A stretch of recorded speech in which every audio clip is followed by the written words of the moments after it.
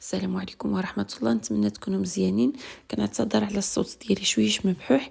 اليوم جيت نشارك معكم هاد الوصفة ديال القطيبة ديال الدجاج. الصراحة كيجيو اكثر من رائعين وفتيين وبنان بهاد الطريقة هادي، وفيهم واحد المكون هو اللي كيزيدهم واحد البنة.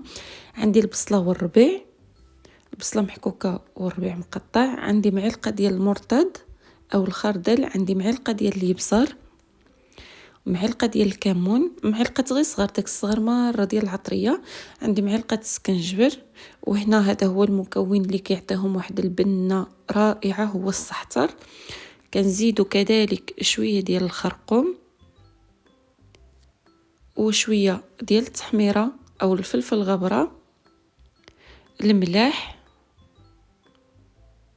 وغنزيد شويه الزيت باش يدخل لي المكونات بعطا، وغادي نخلط بهذا الشكل هذا كيف ما كتشوفوا معايا، وغنخليهم ساعه فما فوق، يعني في هاد العطريه هذه حتى تدخل فيهم مزيان. عادي كنوجدوهم.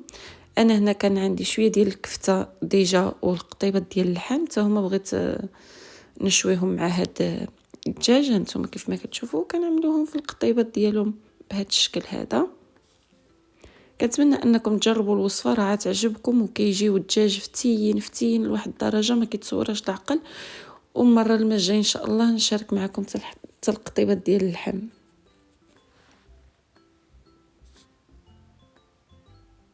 المهم كنبقاو نعملوهم في القطبان حتى كنكملوا الكميه اللي عندنا كامله. كنتمنى انني ما نكونش طولت عليكم الفيديو بزاف.